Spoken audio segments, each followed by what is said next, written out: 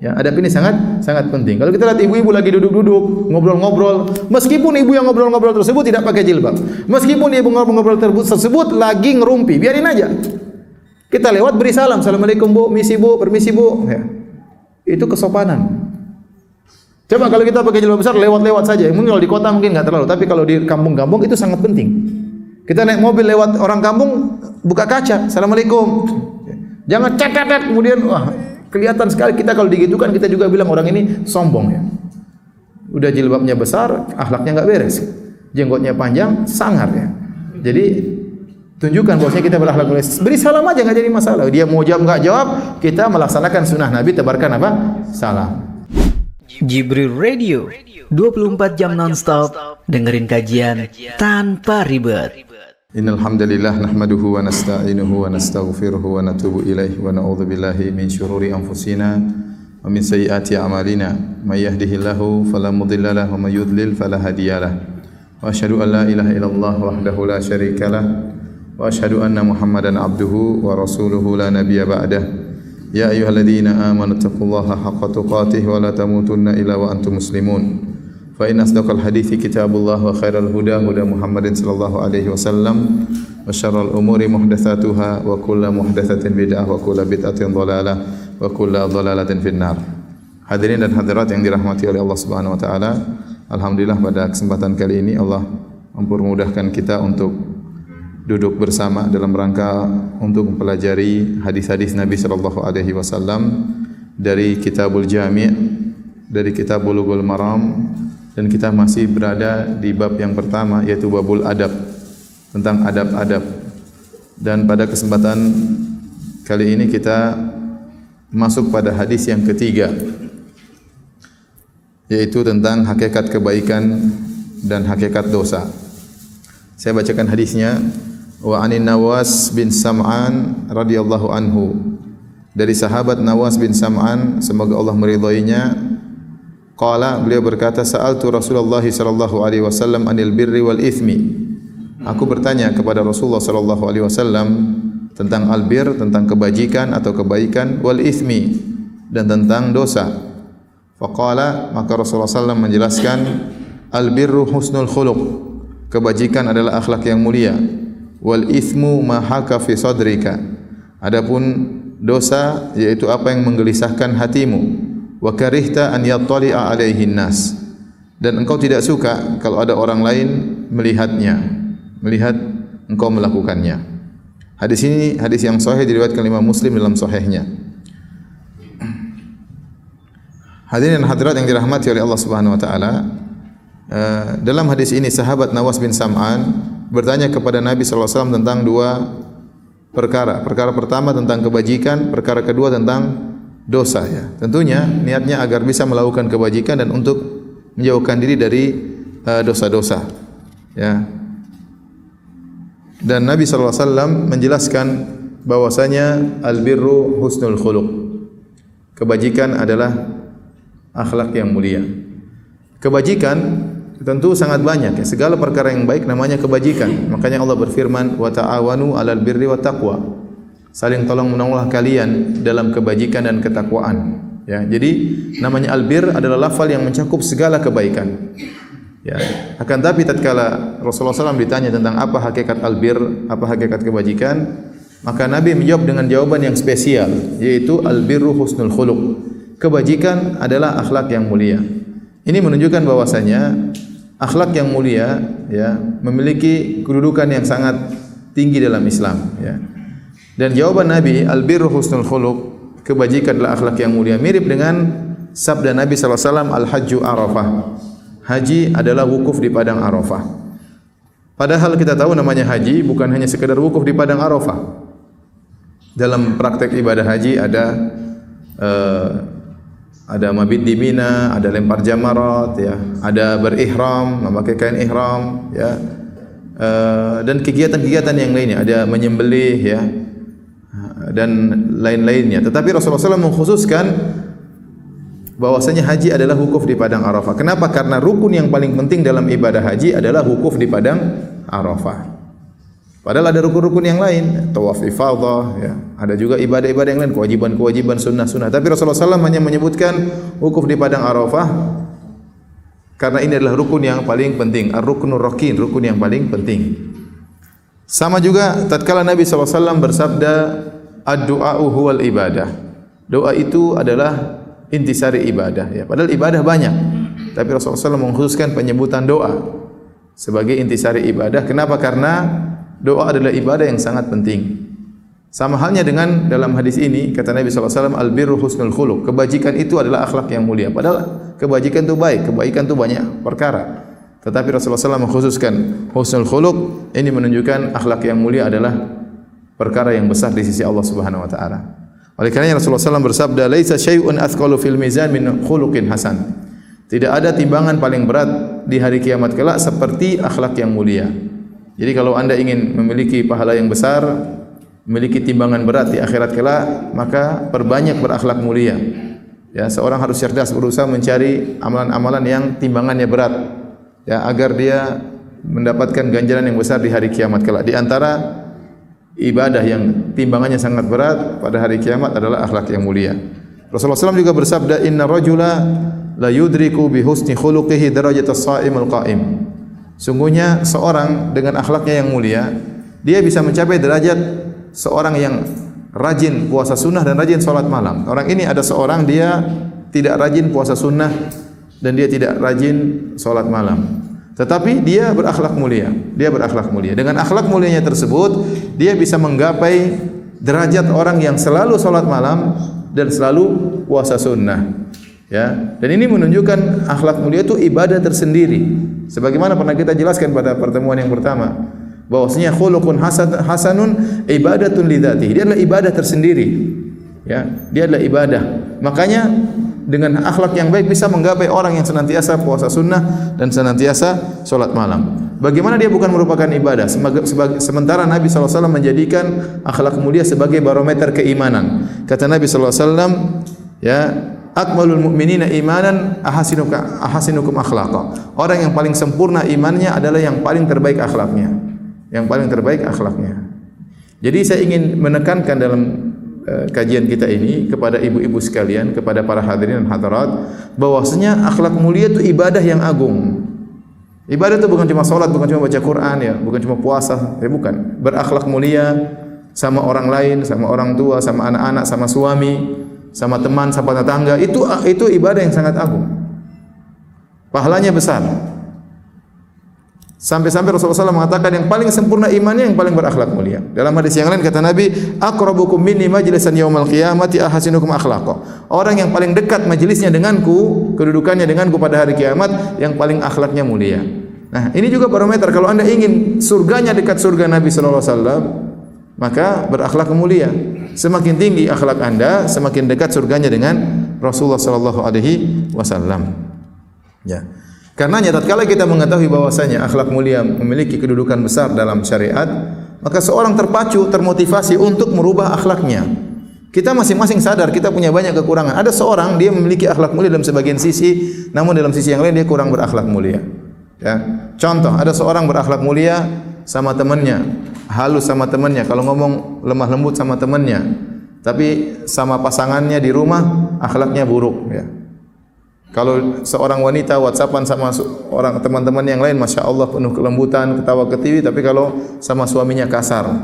Ada sebaliknya juga demikian. Suami kalau sama teman-temannya, masya Allah murah senyum, tutur katanya halus, ya, jaga image depan temannya, tapi depan istrinya kacau balau, ya, kicau beliau kata orangnya.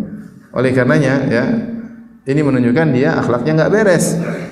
Dan kita mengerti, maka seorang berusaha mengecek dirinya. Jangan pernah kita merasa kita akhlak kita mulia. Coba kita perlu mentaftish, itu perlu memeriksa tentang diri kita. Bagaimana akhlak yang berkaitan dengan lisan kita, ya, berkaitan dengan hati kita, berkaitan dengan harta kita, kita pelit atau tidak. Saya rasa masing-masing kita sadar bahwasanya akhlak kita masih jauh dari kesempurnaan. Maka tatkala kita mengetahui bahwasanya akhlak mulia itu ibadah yang sangat agung, ya, sebagaimana pernah saya sebutkan, ibadah yang sangat agung dan pahalanya, argonya jalan terus, ya. Kenapa? Karena setiap hari kita harus berakhlak mulia, karena setiap hari kita bermuamalah. Ketemu siapa saja kita harus bermuamalah, ya. Jadi seorang tidak lepas dari akhlak. Entah dia terjerumus dalam akhlak yang baik atau dia terjerumus dalam akhlak yang buruk. Entah dia praktekkan akhlak yang baik atau dia terjerumus dalam akhlak yang buruk. Karena setiap hari tidak lepas dari muamalah. Di rumah dia berhadapan dengan istri anak-anaknya, dituntut untuk berakhlak mulia di hadapan istri dan anak-anaknya. Tempat pengajian, dia dituntut untuk berakhlak mulia dengan teman-teman pengajiannya, ya, dengan panitia pengajian, dengan ustadznya. Di kantor dia dituntut untuk berakhlak mulia dengan bosnya, dengan teman-teman kantornya, ya, dituntut berakhlak mulia dengan ayahnya, dengan ibunya, dengan saudara-saudara kandungnya, dengan tantenya, dengan bibinya. Pulang ke rumah juga dituntut berakhlak mulia dengan tetangga-tetangganya. Jadi akhlak ini mengambil waktu yang banyak dari kita. Nah, kalau kita ternyata berakhlak mulia, maka pahala kita argonya jalan terus, karena setiap ketemu orang kita berakhlak mulia, pahala jalan terus. Beda kalau kita bicara tentang sholat, kita sholat ya 5 menit selesai, baca Quran 4 jam selesai. Tapi akhlak yang mulia ini ibadah yang jalan terus. Maka seorang berusaha memperbaiki akhlaknya agar dia mencapai derajat yang tinggi. Oleh karena kita berusaha merubah akhlak kita kalau akhlak kita buruk, ya. Makanya Rasulullah SAW menjelaskan tentang keutamaan orang yang merubah akhlaknya. Kata Nabi SAW, "Ana za'imun bi baitin fi a'lal jannah liman hassana khuluquhu." Aku menjamin istana di bagian atas surga bagi orang yang memperindah akhlaknya. Aku menjamin istana di bagian atas surga bagi orang yang memperindah akhlaknya. Ini dalil bahwasanya akhlak bisa dirubah. Makanya tidak benar kalau ada orang tidak mau merubah akhlaknya. Kalau dia tegur, kamu jangan suka marah-marah, kata dia, saya memang begini, suka pemarah, ya. Ini perkataan orang yang sombong dan angkuh, ya. Kalau ada orang pelit kita bilang, akhi ente jangan pelit. Saya memang begini dari dulu pelit. Dia enggak berani bilang begitu. Kalau orang sombong biasanya bisa, dia bilang, saya memang dari dulu begini. Orangnya pemarah. Enggak, ente bisa rubah. Orang pemarah bisa enggak jadi pemarah. Orang pelit bisa jadi dermawan, ya. Orang enggak sabar bisa jadi penyabar. Kalau akhlak enggak bisa dirubah, ngapain banyak hadis-hadis tentang keutamaan akhlak? Percuma kalau begitu Nabi menyampaikan tentang keutamaan akhlak. Justru Nabi tatkala menyampaikan tentang keutamaan akhlak, ini menunjukkan akhlak itu bisa dirubah. Akhlak itu bisa dirubah dan bisa diraih, akhlak yang mulia. Bagaimana caranya? Dengan berjuang.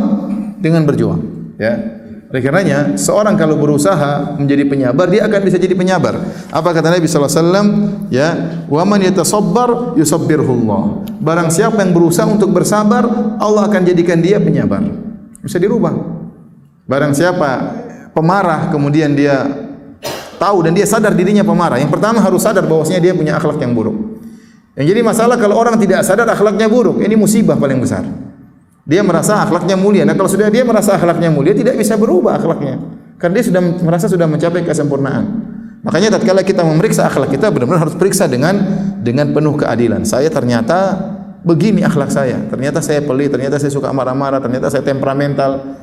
Ternyata omongan saya kasar, ternyata saya suka suudzon, ternyata saya suka hasad. Dia harus tahu, dia periksa dirinya. Setelah dia tahu dirinya punya kesalahan dalam akhlak, maka dia berusaha untuk merubahnya. Kata Nabi, "Wa man yatasabbar yusabbirhullah." Barang siapa yang berusaha untuk bersabar, maka Allah akan menjadikan dia penyabar. Beberapa yang lalu saya ngisi pengajian di suatu daerah, ya. Kemudian saya diundang makan di rumah salah seorang ikhwan. Ya, kemudian saya bertemu dengan pemilik rumah. Subhanallah, ada orang salah seorang dari penghuni rumah murah senyum, Ustaz, kayak haluk, murah senyum terus. Ya, tidak banyak omong, senyum, ya. Kemudian setelah selesai kita makan, saya keluar, ada teman yang kasih tahu, Ustaz tahu si fulan. Oh, yang tadi yang senyum-senyum itu. Ustaz, dia itu orangnya dulu pemarah, suka marah-marah. Yang benar. Masa sih? Iya benar, orangnya suka marah-marah, ngamuk-ngamuk. Loh, kok bisa jadi begitu? Ya enggak tahu Ustaz, dia merubah dirinya sekarang jadi sangat murah senyum, sangat penyabar. Sampai-sampai Ustaz dia kalau beli barang dari saya, dia tawar kemudian dengan senyum-senyum, saya enggak berani nolak. Akhirnya saya jual saja. Karena dia tawar dengan apa? Senyum, ya. Sudah saya jual aja. Jadi maksud saya ada lihat contoh orang bisa merubah apa? Akhlaknya. Seorang juga kalau dia pelit, dia bisa rubah akhlaknya. Bagaimana caranya? Ya dia paksa dirinya, dia latih dirinya untuk bersedekah. Sedekah misalnya sebulan 10.000, ya kalau memang pelit banget, ya. Kemudian naik pangkat bulan depannya lagi mulai 20.000, bulan depannya mulai 30.000, bulan depannya mulai 100.000, dan dia akan merasakan kelezatan tatkala dia sudah mulai bisa bersedekah. Dan itu harus dilawan karena perlu perjuangan. Makanya kata Nabi, "Wa man yatasabbar," barang siapa yang berusaha untuk bersabar, yusabbirhullah, maka Allah akan menjadikan dia penyabar. Menunjukkan yatasabbar, menunjukkan ada usaha untuk bersabar, untuk bersabar, untuk bersabar sampai Allah menjadikan dia penyabar, ya. Ya. Seperti itu, ya. Barang siapa yang isinya suka suudzon, ada orang seperti itu suka suudzon. Setiap ketemu orang buruk sangka, lawan. Bagaimana cara lawan? Kenapa saya harus buruk sangka sama dia? Ya. Dia cek, lihat, sering kali kamu berburuk sangka salah. Toh kamu nuduh dia begini ternyata enggak benar, kamu dia begini ternyata enggak benar. Ini menunjukkan kamu enggak beres. Periksa dirinya. Dengan cara begitu dia akan melawan buruk sangkanya. Dia mengatakan, ngapain saya buruk sangka? Apa faedahnya saya buruk sangka? Kalau benar pun persangkaan saya berdosa. Kalau kalau salah persangkaan saya lebih berdosa lagi. Terus ngapain saya buruk sangka sama saudara saya? Dia lawan. Jadi kalau ada sikap buruknya dia berusaha untuk merubah. Para hadirin dan hadirat yang dirahmati oleh Allah Subhanahu wa taala, akhlak yang mulia ada dua model. Yang pertama akhlak dari sananya, yang kedua akhlak yang diusahakan. Ada orang subhanallah dari awalnya berakhlak mulia, dari awalnya penyabar, dari awalnya santun, dari awalnya tutur katanya lemah lembut, dari kecil sudah seperti itu. Ya, apalagi dia belajar agama, semakin santun dia, semakin lembut dia. Ada orang yang tidak demikian. Tadinya bergaulan dengan bebas sehingga kata-katanya kotor, mungkin suka menyakiti hati orang lain. Setelah dia ikut pengajian, mulai dia merubah dirinya. Dalam satu hadis Rasulullah SAW pernah berkata kepada Ashaj. Kata Rasulullah SAW, "Ya Ashaj, inna fika khoslataini yuhibbuhumallahu wa rasuluhu." Wahai Ashaj, sungguhnya pada dirimu ada dua perkara yang dicintai, dua perangai yang dicintai oleh Allah dan Rasulnya. Al-hilm wal anah, yaitu cerdas, hikmah dan tidak terburu-buru, tidak tergesa-gesa.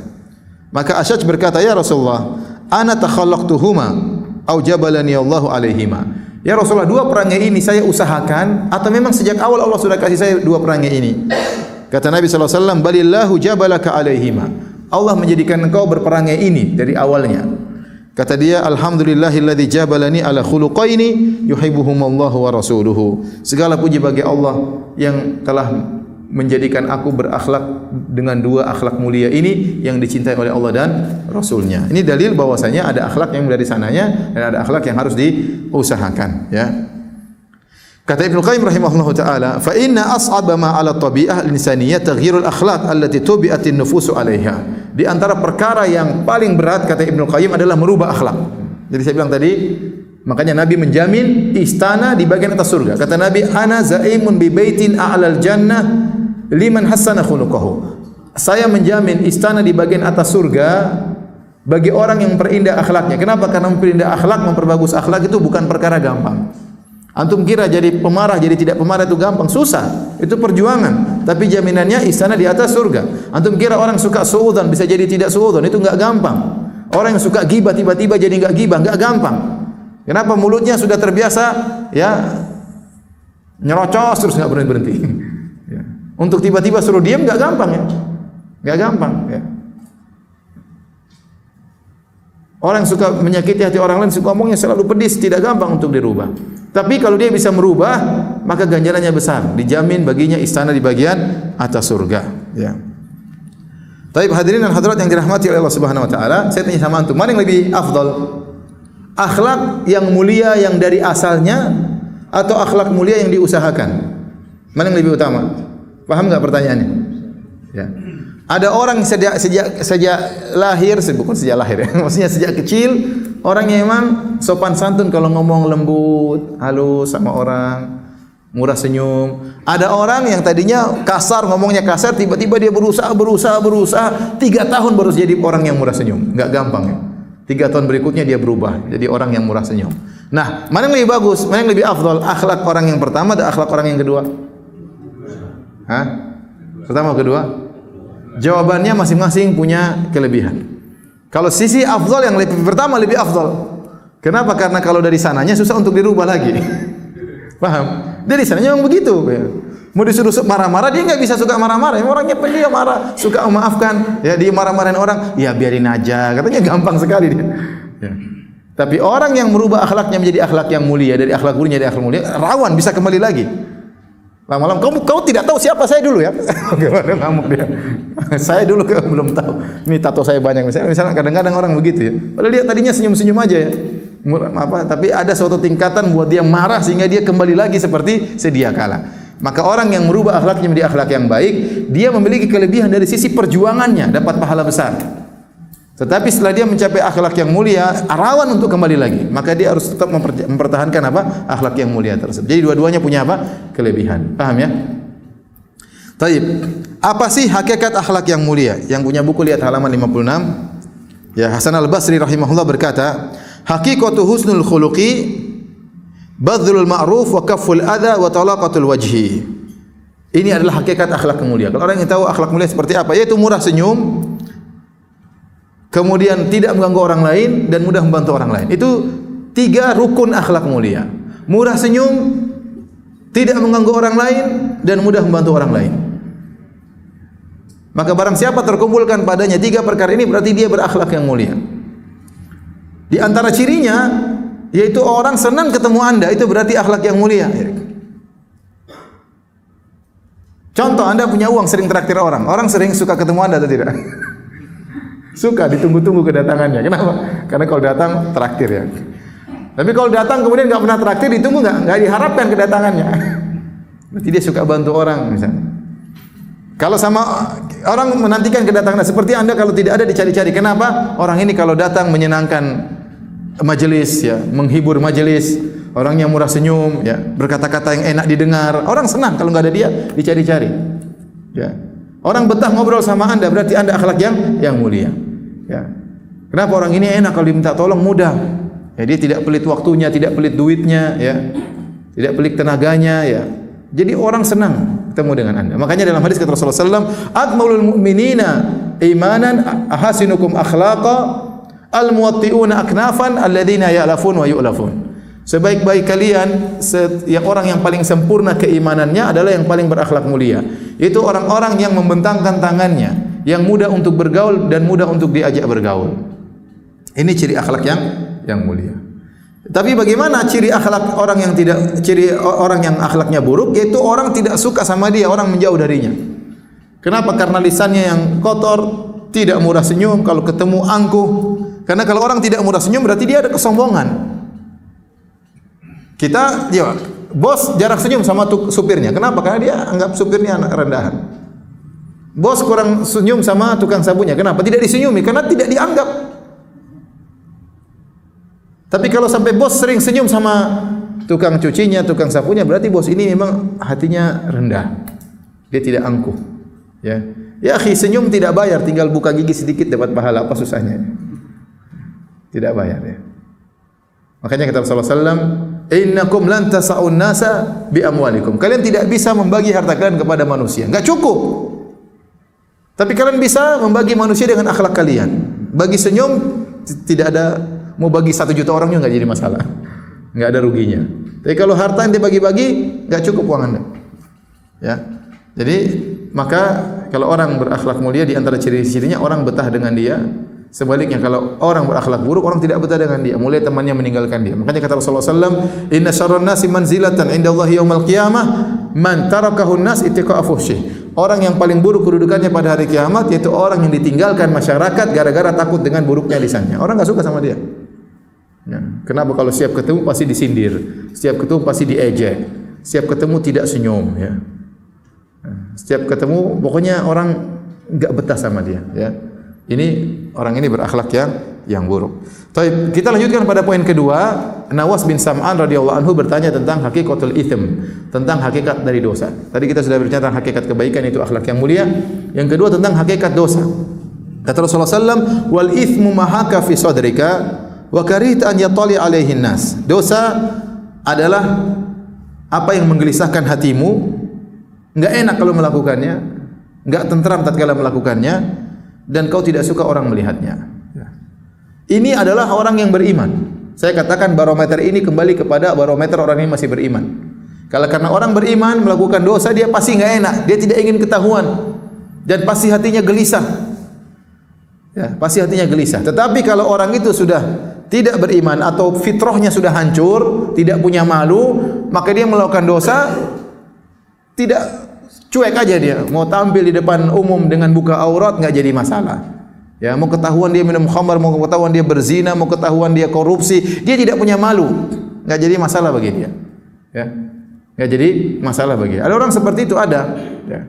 Orang ini tidak bisa dijadikan barometer. Yang jadi barometer maksudnya dalam hadis ini, dosa itu yang menggelisahkan hatimu adalah orang yang fitrahnya masih jalan. Bahkan saya katakan betapa banyak pelaku maksiat, fitrahnya masih jalan. Dia tahu bahwasanya dia ini enggak beres, dia tahu.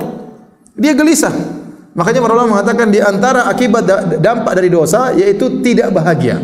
Meskipun tatkala dia melakukan kemaksiatan, dia merasakan kenikmatan, tapi kenikmatan tersebut bukan kebahagiaan. Orang berzina dia merasa nikmat, ya. Orang ngambil harta orang lain, berfoya-foya dengan harta orang lain, dia merasa nikmat, ya. Orang yang melihat misalnya film-film yang terlarang, dia juga merasa nikmat. Tetapi tidak ada kebahagiaan dalam hati. Dia pasti gelisah setelah itu, pasti gelisah. Berarti dia masih ada iman. Dia pasti gelisah. Makanya Allah berkata, "Wala uqsimu bin nafsil lawwamah, la uqsimu bi yaumil qiyamah, wala uqsimu bin nafsil lawwamah." Kata Allah, aku bersumpah dengan hari kiamat. Aku bersumpah dengan jiwa yang mencela.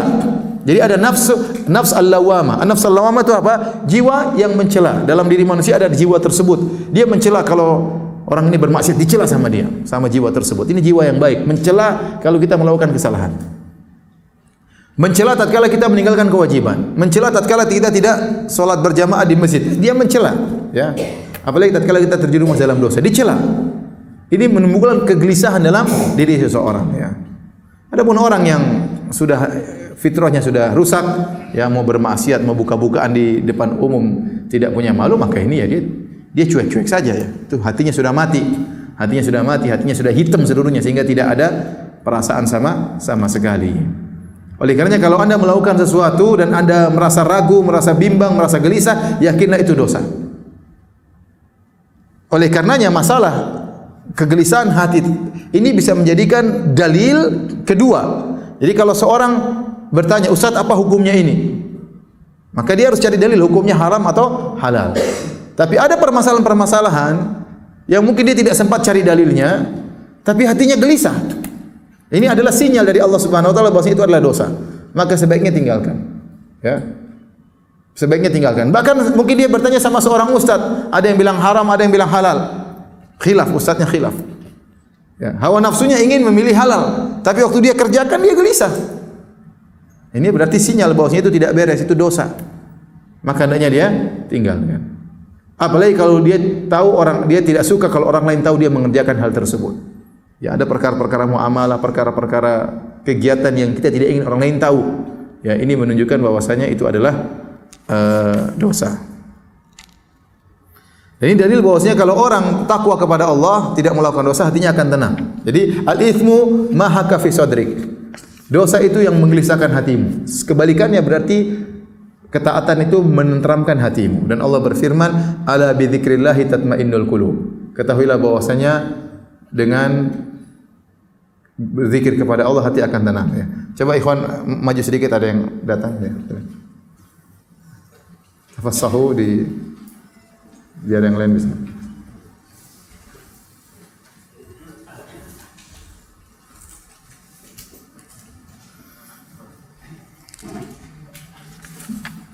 Baik, kita lanjutkan hadis yang keempat. Hadis yang keempat.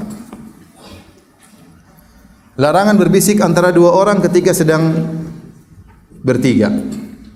Larangan berbisik antara dua orang ketika sedang bertiga. Wa an Ibni Mas'udin radhiyallahu anhu, dari sahabat Ibnu Mas'ud radhiyallahu anhu beliau berkata, qala Rasulullah sallallahu alaihi wasallam, Rasulullah SAW bersabda, "Idza kuntum thalathatan fala yatanajatsnani dunal akhar." Jika kalian bertiga, maka janganlah dua orang berbisik-bisik, tidak mengajak orang ketiga berbicara. Hatta takhtalitu bin nas, sampai kalian bercampur dengan masyarakat, ya, baru silakan berbisik-bisik, enggak jadi masalah, ya. Karena yang ini akan ada temannya, yang jadi masalah. Tapi kalau bertiga, maka jangan dua orang berbisik-bisik kemudian yang satu tidak diajak. Hatta takhtalitu bin nas, sampai kalian bercampur dengan orang-orang. Min ajli anna dzalika yuhzinuhu, karena perbuatan itu berbisik-bisik dua orang yang ketiga tidak diajak ngomong menyedihkan orang yang ketiga.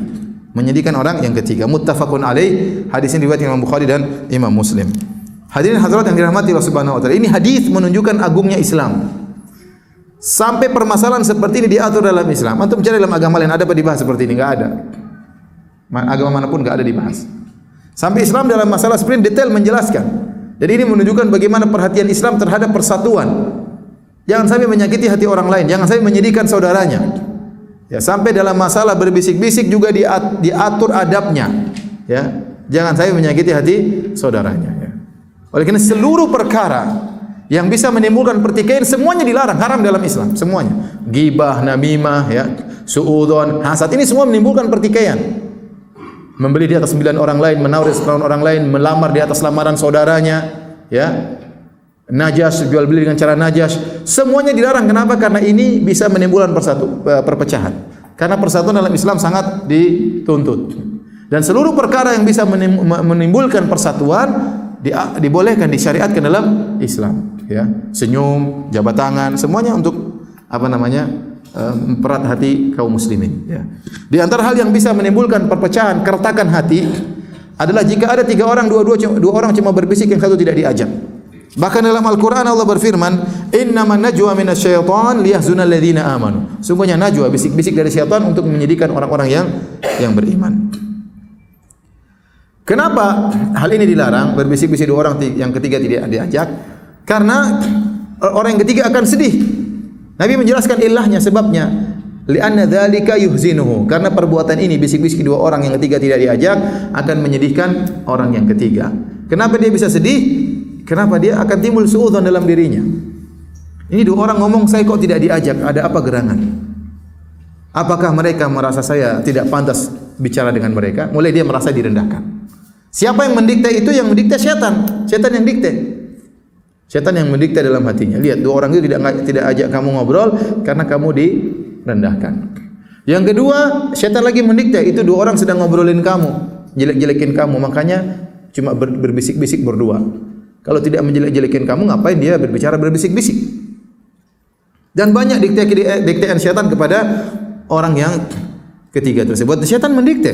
Alladzi yuwaswisu fi sudurin nas. Syaitan itu membisik-bisikan, mendikte. Suudzon itu dari syaitan. Begini, dia itu begini. Didikte sama syaitan. Ya. Sehingga akhirnya orang ini pun sedih. Kata Nabi, hatta takhtalitu bin nas. Berbeda kalau sudah bercampur dengan masyarakat, sudah pergi ke pasar, enggak jadi masalah. Masing-masing punya urusan, punya teman sendiri, dia pun ngobrol sama yang lain, kita ngobrol sama yang lain, enggak jadi masalah. Dia tidak merasa direndahkan, tidak merasa dihinakan, tidak merasa sedang diomongin. Tapi kalau cuma bertiga di ruangan, kemudian 2 ngomong, satu enggak diajak, dia pasti ada sesuatu. Bagaimanapun orang itu soleh, ya jangan kita bilang, dia orang soleh, tidak suudzon. Nah, syaitan datang. Mau soleh enggak soleh didatangi oleh apa? Syaitan, ya. Didatangi oleh syaitan untuk dibisikin. Dan kita berusaha untuk satu dari'ah, mencegah perkara yang bisa menimbulkan keretakan. Maka jangan kita melakukan demikian. Ini hadis disebutkan ilahnya. Kata Nabi SAW, sebabnya, ilah artinya sebab pelarangan. Kenapa dilarang 2 orang ngobrol, yang satu tidak diajak? Li'anna dzalika yuhzinuhu, karena hal itu membuat yang orang ketiga bersedih. Maka demikian juga perkaranya, meskipun Nabi menyebut 3 orang, lebih dari itu juga kata para ulama sama saja. Misalnya 4 orang. 3 orang ngobrol sendirian, satu tidak diajak. Ini menyedihkan orang keempat atau tidak? Menyedihkan, sama saja, tidak boleh. Ya. Ustaz kan sudah 4, tidak apa-apa. Kan Nabi bilang cuma berapa? 3. Iya benar, kita jangan terlalu zahiri. Ya. Kata Nabi, lihat ilahnya. Jangan, dalam hal ini jangan cuma lihat tekstual saja, tapi lihat juga ilahnya, sebabnya. Karena hal itu bisa menyedihkan. Nah kalau kita 4 orang, ngobrol cuma 3 orang, satu tidak diajak, sama menyedihkan orang yang keempat juga. Sama 5 orang, 4 orang ngobrol, dia bisik-bisik, yang satu tidak ada, orang ini pun merasa sedih. Makanya kalau ada 4 orang bagi 2 sana 2 sini, enggak jadi masalah. Ada teman ngobrolnya, sudah hilang larangan tersebut. Sama halnya misalnya ada 3 orang, 2 orang Bugis, 1 orang Jawa. Kemudian 2 orang ini ngobrol pakai bahasa Bugis, tidak bisik-bisik keras-keras, tapi bahasa Bugis, ketawa-ketawa. Orang Jawa ini bengong, ini ngomongin saya, ngomongin siapa? Apalagi ngomong bahasa Bugis atau ngelirik sama orang Jawa. Orang Jawa ini bingung, ini ngomongin saya. Ini juga enggak boleh, karena sama saja hasilnya. Sama saja dengan bisik-bisik. Ente tidak bisik-bisik, suaranya keras tapi tidak dimengerti bahasanya, sama aja. Ini juga tidak boleh. Dan ini sering terjadi. Ya. Saya sendiri sering mengalami, nanti dijemput misalnya cuma saya belum sempat tegur sebagian teman ya. Ya. Jadi sekarang saya dijemput ngisi pengajian suatu tempat. Yang jemput 2 orang. Di tengah jalan mereka ngomong bahasa Sunda. Ini ngomong apa?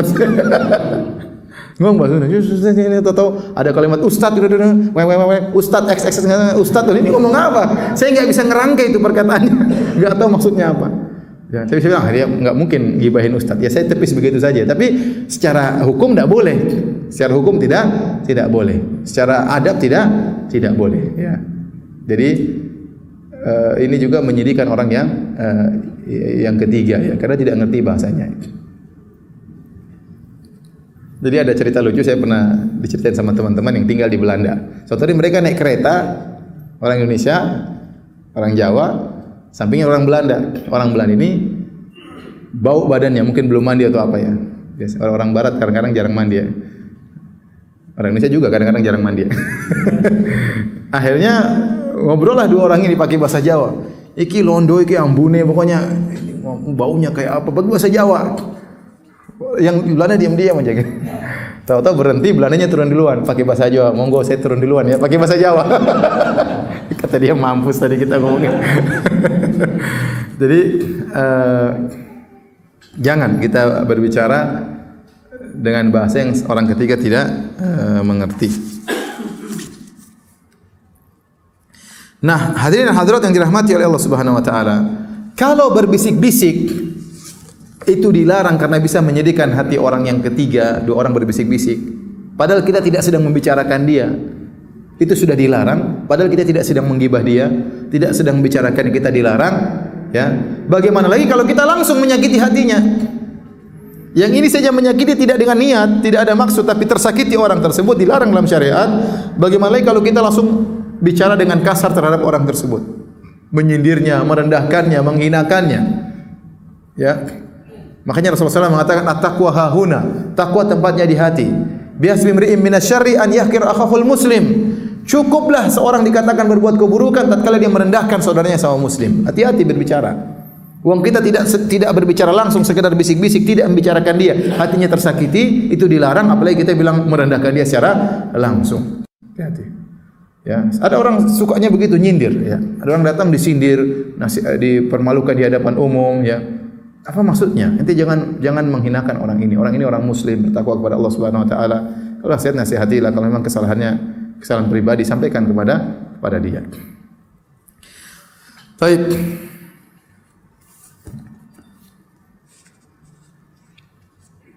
Kita masuk kepada hadis yang kelima. Adab-adab bermajlis. Wa an Ibnu Umar radhiyallahu anhu qala, dari sahabat Ibnu Umar. Perhatikan yang meriwayatkan hadisnya adalah Ibnu Umar. Yang meriwayatkan hadisnya adalah Ibnu Umar radhiyallahu anhuma. Qala, beliau berkata, qala Rasulullah sallallahu alaihi wasallam. Rasulullah sallallahu bersabda, la yuqimur rajulu rajula min majlisihi thumma yajlisu fihi. Janganlah seseorang memberdirikan seseorang, orang lain dari tempat duduknya, thumma yajlisu fihi, kemudian dia duduk menggantikan posisi orang tersebut. Walakin tafassahu wa tawassau, akan tapi lapangkanlah dan renggangkanlah. Muttafaqun alaih, hadis riwayat al-Imam Al-Bukhari dalam sahihnya dan al-Imam Muslim dalam sahihnya. Saya ulangi, dari Ibnu Umar radhiyallahu ta'ala anhuma, beliau berkata, Rasulullah SAW bersabda, la yuqimur rajulur rajula min majlisi thumma yajlisu fihi. Tidak boleh seorang menyuruh orang lain berdiri dari tempat duduknya atau memindahkan dia, kemudian dia gantikan posisinya untuk dia duduk. Walakin tafassahu wa tawassau, akan tapi renggangkanlah dan lapangkanlah. Hadis ini juga mengajarkan tentang adab bermajlis. Dan di sini ada dua adab. Adab pertama berkaitan tentang orang yang terlambat datang, seperti dalam posisi kita sekarang ini, pengajian sudah jalan, orang-orang sudah duduk, kemudian ada yang terlambat datang. Bagaimana adab dia? Ya. Yang kedua berkaitan dengan orang yang sudah pertama datang, lebih dahulu datang, sudah menghadiri majelis, bagaimana adabnya? Rasulullah SAW memberi nasihat kepada dua sisi. Dari sisi orang yang terlambat datang, dari sisi orang di luar datang. Adapun bagi orang yang datang terlambat di majelis, dan ingat majelis ini umum ya. Kata para ulama majelis kebaikan semua, majelis zikir, majelis pengajian, majelis musyawarah, ya. Misalnya majelis silaturahmi, majelis apa saja. Yang di situ ada majelis kebaikan, maka berlaku hadis ini. Ya, berlaku hadis ini.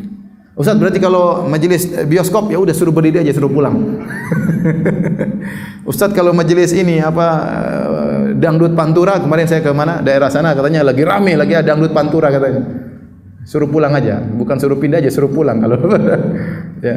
Jadi maksudnya majelis ini adalah majelis kebaikan. Nah, apakah boleh kita menyuruh orang pindah? Ya, atau bilang geser ya.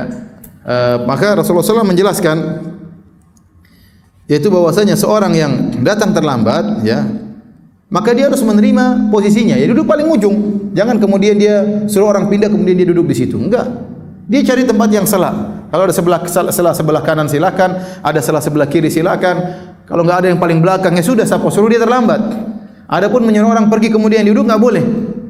Ya, enggak boleh dia duduk. Enggak boleh. Apalagi sampai orang suruh pindah, enggak boleh. Dia salah suruh. Dia cari sela-sela enggak apa, tapi dia suruh orang pindah enggak boleh. Enggak boleh. Maka dia berusaha untuk duduk di mana dia dapat tempat tersebut. Karena orang yang kemudian menyuruh orang pindah ini orang yang egois, orang yang angkuh. Dan ini dilarang dalam Islam. Seorang harus tawadhu, menghormati saudaranya datang duluan. Ya, siapa suruh Anda datang terlambat ya. Bahkan seperti Syekh Utsaimin mengatakan, terutama majelis salat dalam saf. Enggak boleh seorang kemudian suruh orang pergi kemudian dia gantikan, enggak boleh. Bahkan Syekh Utsaimin mengatakan anak kecil kalau sudah berdiri di saf pertama enggak boleh dimundurin.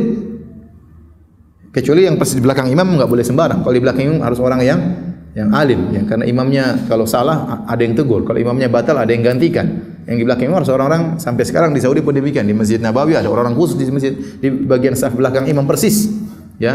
Oleh karenanya jangan sebagian orang kemudian ingin selalu di belakang imam padahal tidak bisa apa-apa ya. Ya. Imamnya salah, bingung dia. Jadi ini sering terjadi, imamnya salah, ada orang tegur di ujung, suaranya enggak kedengaran. Ya. Di depan belakang imam diam-diam aja enggak tahu salah atau enggak, dia enggak ngerti. Ya. Maka kalau persis di belakang imam berusaha orang-orang yang ngerti, yang hafalannya banyak misalnya. Tapi kalau di sebelah kanan ada anak kecil sudah ngambil saf pertama, maka tidak boleh kita suruh dia mundur. Ini fatwa Syekh Utsaimin rahimahullahu taala. Ya, kenapa anak kecil ini bisa tersakiti hatinya? Kalau bukan yang tersakiti, bapaknya yang tersakiti hatinya. Iya atau tidak? Ya, dia datang di luar, kemudian kamu belakang. Kata dia, om ini kurang ajar nih. Saya enggak mulai ke masjid, mungkin pulang. Papa saya enggak mau ke masjid lagi, ada om kurang ajar di sana. Saya disuruh mundur, saya sudah di depan enggak boleh. Katanya papa bilang saf pertama pahalanya sekian-sekian. Bapaknya jadi sakit hati juga. Ya, ini tidak baik. Sehingga menjadikan anak-anak tidak suka dengan majelis salat. Ya, seorang berusaha ya, jangan memindahkan orang dari majelisnya. Siapapun orangnya, meskipun dia misalnya kiai, meskipun dia misalnya camat, misalnya bupati, kalau masuk di majelis ya, maka dia tidak boleh pindahin orang. Sudah dia duduk di mana tempat dia dapat ya. Jangan membuat orang lain untuk apa? Berdiri kemudian digantikan apa? Posisinya. Adapun adab yang kedua berkaitan dengan orang-orang yang sudah pertama kali datang. Kata Rasulullah SAW, walakin tafassahu wa tawassau. Akan tetapi lapangkanlah dan renggangkanlah. Jadi kalau kita tahu masih banyak saudara-saudara kita akan datang, maka kita empet-empetan supaya renggang apa? Tempatnya. Bisa yang lain bisa datang untuk menempati. Karena Allah Subhanahu wa taala berfirman, bahkan masalah ini diatur dalam Al-Qur'an. Al-Qur'an itu banyak adab-adab diatur dalam Al-Qur'an ya. Jadi bukan akidah saja, tapi akhlak dan adab juga diatur dalam Al-Qur'an ya. Kata Allah Subhanahu wa taala, ya ayyuhalladzina amanu idza qila lakum tafassahu fil majalisi fafsahu yafsahillahu lakum. Wahai orang-orang yang beriman, jika dikatakan kepada kalian, renggangkanlah atau lapangkanlah majelis kalian, maka lapangkanlah. Niscaya Allah akan beri kelapangan kepada kalian. Ya. Masih ada orang di luar kan? Sudah? Masih ada? Ayo tafassahu ya. Kita terapkan ayat ini. Ayo dirapangkan lagi. Rapatkan lagi. Ibu-ibu kalau ada yang duduk-duduk di tangga suruh masuk ke dalam biar lapang ya. Kata Allah Subhanahu wa taala, yafsahillahu lakum, maka Allah akan beri kelapangan bagi kalian. Baik hadirin hadirat yang saya hormati Allah Subhanahu wa taala. Antum perhatikan ayat ini, kata Allah Subhanahu wa taala, ya ayyuhalladzina amanu idza qila lakum tafassahu fil majalisi fafsahu yafsahillahu lakum. Wahai orang beriman, kalau dikatakan kepada kalian lapangkanlah majelis, yaitu rapatlah. Ya, maka rapatlah. Niscaya Allah akan beri kelapangan bagi kalian. Kalau dikatakan kepada kalian lapangkanlah majelis, yaitu dengan merapatkan, maka Allah akan beri kelapangan bagi kalian. Kelapangan apa maksudnya? Bukan kelapangan majelis, tidak. Karena kalau kalian beri kelapangan dalam masjid, kalian akan menjadi apa? Semakin apa? Semakin rapat. Jadi maksudnya diberi kelapangan apa oleh Allah? Jadi jika kalian melapangkan, kalian akan diberi kelapangan oleh Allah. Saya ulangi, kalau kalian beri kelapangan bagi saudara kalian supaya bisa duduk bersama kalian, kalian akan diberi kelapangan oleh Allah. Kelapangan apa yang Allah berikan bagi kalian? Para ulama mengatakan kelapangan Allah berikan ya baik kelapangan dunia maupun kelapangan akhirat. Kalau kita mengerjakannya karena Allah Subhanahu wa taala, kita akan diberi kelapangan dunia dan juga kelapangan di akhirat. Sebagian ulama menafsirkan di surga akan diberi surga lebih lapang karena surga bertingkat-tingkat. Semakin Anda memberi lapangan kepada kelapangan bagi saudara Anda, akan diberi surga semakin lapang, surga semakin luas. Atau diberi kelapangan dalam kemudahan yang lain, dalam masalah dunia, masalah rezeki. Jadi perkara ini kalau kita kerjakan karena Allah Subhanahu wa taala, ada saudara yang datang kemudian kita geser, silakan. Dia begitu senang ada saudaranya mempersilahkan dia. Ente duduk sana, terlambat mau duduk sini. Jangan. Dia langsung kayak, coba silakan duduk, silakan. Ya. Kecuali kalau sudah enggak ada tempat, mohon maaf sudah enggak ada tempat. Iya bagaimana lagi? Ya, saya pernah naik kapal ya. Naik kapal. Dulu saya sering naik kapal. Dari Surabaya ke Papua. Pernah saya pulang pas musim Natalan. Subhanallah, kapal ramai sekali. Sampai melebihi batasan. Sampai-sampai untuk tempat tidur sudah enggak ada. Semua orang di mana-mana, di bawah tangga, di tangga semuanya, semua orang udah full manusia. Akhirnya qadarullah saya dapat tidur juga saya nggak dapat. Saya cuma dapat untuk duduk, untuk tidur nggak ada tempat. Jadi saya nggak bisa tidur, orang semua. Saya dengan adik saya waktu itu, adik perempuan saya cuma menjulurkan kedua kaki. Tiba-tiba ada orang berdiri terus bingung gitu. Datang, kata dia, Mas, bisa numpang duduk kah? Kasihan banget. Akhirnya saya tarik kaki saya, dilipat, ini dia duduk. Ya sudah nggak ada lagi tempat bisa menjulurkan. Tapi tentu orang ini akan senang sekali. Kalau nggak dia berdiri terus kan kasihan. Ya.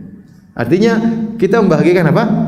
Orang lainnya. Jadi kalau ada orang datang kita bilang silakan duduk, sini. Kita renggangkan, dia akan senang. Ya, dia akan bahagia, dia nikmat mendengar pengajian. Tapi kalau kita enggak, dia suruh kita geser, kita enggak geser-geser juga, ya. Dan kita bilang sudah sana sebelah sana, dia sejak awal sudah enggak enak hati sama kita dan ikut pengajian pun dah tenteram. Maka barang siapa yang melampangkan bagi saudaranya, dia akan dilapangkan oleh Allah. Al jaza' min jinsil amal, balasan sesuai dengan perbuatan. Barang siapa memudahkan akan dimudahkan.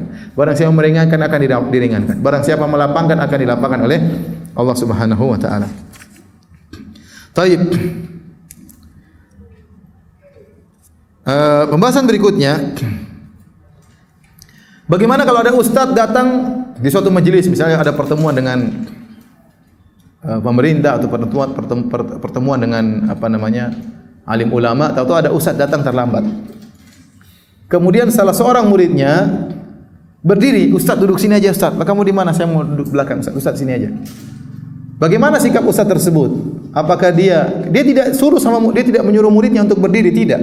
Karena larangan dalam hadis, la yuqimur rajulu rajula, tidak boleh seorang menyuruh orang lain berdiri kemudian dia duduk di situ. Ini enggak, dia tidak suruh, tapi orang tersebut dengan sendirinya mengatakan, "Ustaz, saya duduk belakang aja, Ustaz di sini." Nah, bagaimana sikap ustaz tersebut? Ya. Hal ini pernah dialami oleh Ibnu Umar radhiyallahu taala anhu. Secara hadis, secara larangan tidak ada larangan, apa-apa, dia tidak melanggar hadis. Karena dia tidak memperdidikan, tidak membuat orang itu berdiri kemudian dia usir, tidak. Tapi orang ini dengan sendirinya berdiri kemudian persilahkan gurunya. Secara larangan kalau dia duduk enggak ada larangan dalam hadis, dia tidak melanggar hadis. Tapi kata para ulama membabil wara', karena kalau dia wara' sebaiknya dia tidak duduk di situ. Dan ini dipraktikkan oleh Ibnu Umar radhiyallahu taala anhu sebagaimana dalam Sahih Al-Bukhari, dalam Al-Adabul Mufrad karangan Imam Al-Bukhari, karena Ibnu Umar idza qama lahu rajulun min majlisihi lam yajlis fihi. Ibnu Umar kalau datang kemudian ada orang berdiri dari majelisnya mempersilakan Ibnu Umar, dia tidak mau duduk. Dia tidak mau duduk, padahal boleh. Ya. Kenapa? Karena dia tidak ingin khawatir kalau orang tersebut berdiri karena enggak enak. Bukan karena kelapangan adanya, tapi enggak enak. Wah, masa guru saya kemudian saya duduk dia berdiri misalnya. Nah, kalau sesuatu yang diberikan hadiah diberikan karena enggak enak, jangan diterima. Kata Syekh Utsaimin rahimahullahu taala. Ya, semuanya harus antaradin minkum, dengan keridhaan. Pernikahan karena enggak enak juga enggak benar. Wanita ini dipaksa-paksa jadi enggak enak, terpaksa nikah enggak benar. Sama jual beli juga karena enggak enak juga enggak boleh, ya. Ada orang nawar-nawar, ini berapa? 10.000, 5.000 ya, janganlah, 8.000. Enggak 5.000 lah. Enggak 8.000 lah. 5.000 ya? Enggak, saya jual 8.000. Saya sudah turunkan 2.000, 8.000. Orangnya enggak pergi-pergi juga, situ aja, 5.000 lagi. 1 jam 5.000, udah ambil aja katanya. Berapa? Gratis. Jadi ini namanya enggak enak. Ini jual beli enggak enak, enggak boleh. Harusnya dengan keridhaan. Ya, harusnya dengan apa? Keridhaan. Ya. Sama Syekh Utsaimin juga mengatakan, jika misalnya ada seorang kita lewat di rumahnya, depan rumahnya, dia lagi makan sama keluarganya, kemudian mengatakan, ayo silakan makan bareng-bareng, ayo. Kita tahu dia yang tawarkan karena enggak enak ya. Iya atau tidak? Karena kita lewat, apalagi orang-orang Indonesia kan enggak enakan ya. Jadi kita lagi makan di luar sama keluarga, tiba-tiba ada orang tetangga lewat, ya kita persilakan, ayo mas. Enggak. Ayo mas, silakan mas. Kita tahu dia enggak enak, ya sudah, jangan mampir. Jangan kebetulan, oh sebentar saya telepon anak saya, telepon istri saya, sebentar ya, sebentar. Jangan, dia undang itu karena enggak enak. Maka jangan kita mampir, kita bilang jazakallah khair, jalan aja. Begitu kita jalan, alhamdulillah kata dia. Karena mungkin dia enggak punya persiapan, enggak punya apa-apa ya. Maka kalau tidak, demikian juga orang beri hadiah kepada kita karena enggak enak ya, enggak boleh diterima, enggak sah hadiah tersebut. Ya, misalnya dia bawa hadiah 5, kemudian ternyata ada 7 orang. Kita orang ke-7, dan dia punya lagi 2 orang nggak dikasih, dia nggak enak. Tunggu sebentar ya, kita tahu dia nggak enak. Kita bilang jangan, nggak usah. Nah apa saya nggak perlu, alhamdulillah, makasih. Nah, kecuali kalau dia memang paksa lain cerita.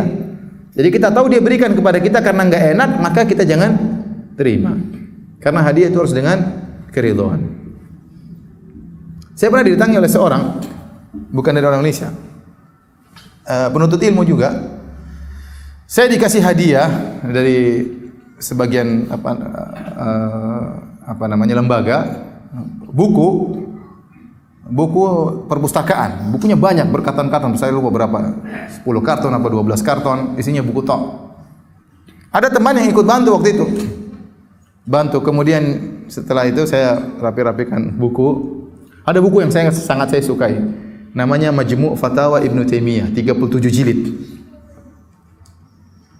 Orang itu bilang, duduk di kamar, kemudian saya tidak bisa pergi Firanda. Kenapa? Saya harus ambil buku ini. Loh, ini punya saya? Enggak, saya harus ambil. Kamu harus kasih hadiah sama saya. Waduh, enggak pergi-pergi beneran. Ini sudah ambil aja gitu. Dengan sangat berat hati. Ya. Kenapa? Itu buku sangat saya sukai untuk saya baca. Ya. Dia ambil, ya sudah, mau diapain. Tapi saya waktu itu, sekarang baru saya baca-baca, saya ingat sebenarnya enggak boleh. Harusnya saya tidak usah kasih. Karena saya tidak memberikan dengan apa? Dengan keridhaan apa?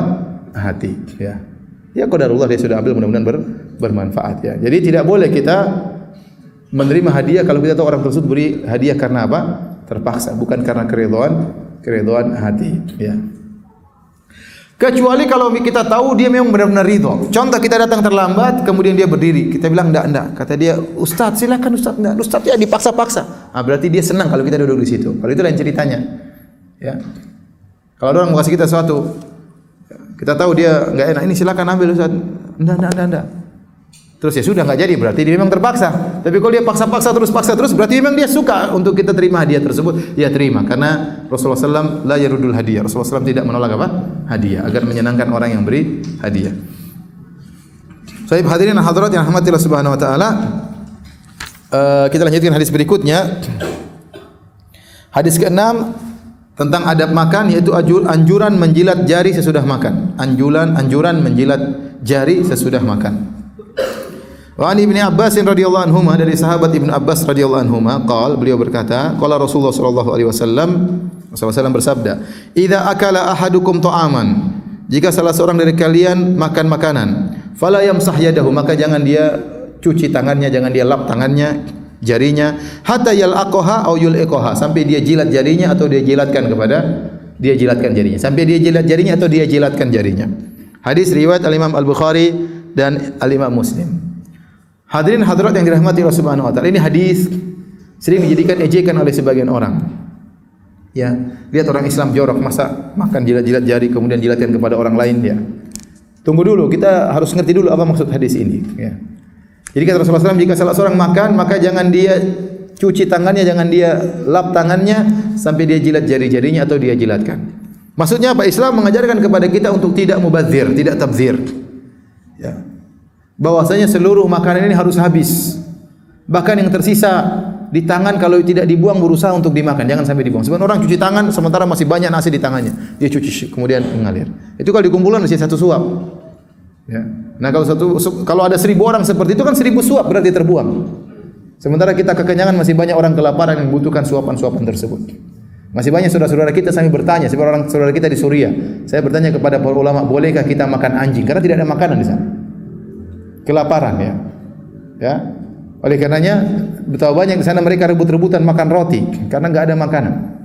Sementara kita buang-buang makanan ya. Maka Islam mengajarkan kita untuk tidak mubadzir. Semua makanan harus dibersihkan. Ini yang pertama, tidak mubadzir. Yang kedua, di antara faedahnya kita menjilat-jilat makanan tersebut, di antaranya karena kita tidak tahu di mana ada keberkahannya. Kata Nabi sallallahu alaihi wasallam, "Innakum la tadruna fi ayyihil barakah." Kalian tidak tahu di bagian makanan manakah yang merupakan keberkahan. Bisa jadi pada beras yang terakhir kita makan, disitulah keberkahan. Ya, situlah keberkahan. Rasulullah SAW orang yang tidak mau buang-buang makanan. Sampai dalam sebuah hadis Rasulullah SAW berjalan tiba-tiba lihat korma jatuh. Ada korma jatuh, Rasulullah SAW bersihkan. Untuk Rasulullah SAW apa? Makan. Tapi Rasulullah SAW makan, Rasulullah SAW tidak jadi makan. Khawatir ini korma sedekah. Karena Nabi tidak boleh makan apa? Sedekah. Tapi Rasulullah SAW sudah bersihkan mau dimakan. Tidak ingin ada makanan terbuang.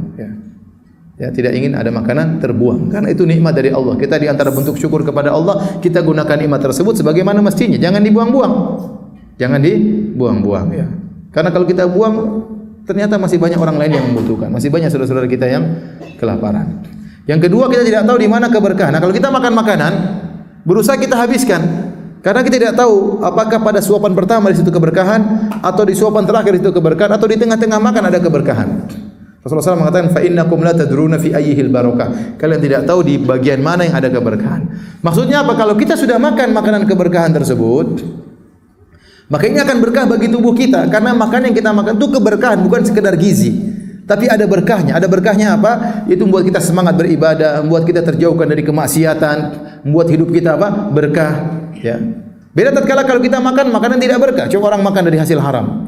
Ya, apa hatinya tidak tentram, malas ibadah, mungkin terkena penyakit. Meskipun makanannya penuh dengan gizi, full gizi, tapi kenyataannya tidak berkah pada dirinya.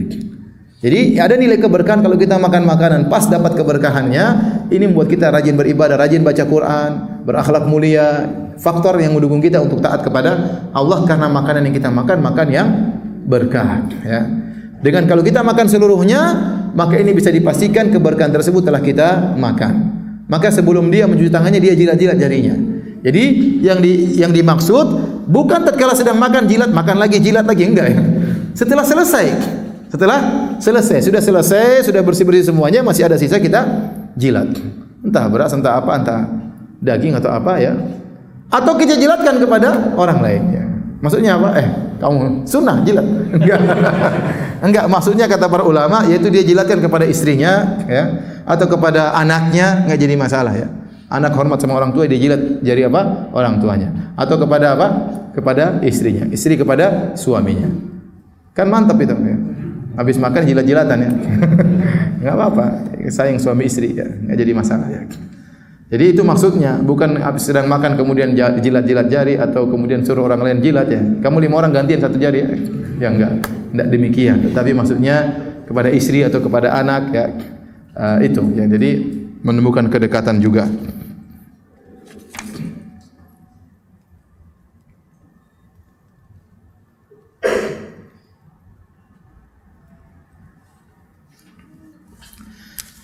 Baik, hadirin hadirat yang dirahmati Allah Subhanahu wa taala, kita lanjutkan hadis yang ke-7.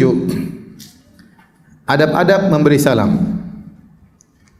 Rasulullah sallallahu alaihi wasallam bersabda, "Liyusallimu as-saghir 'alal kabir wal mar 'alal qa'id wal qalil 'alal katsir."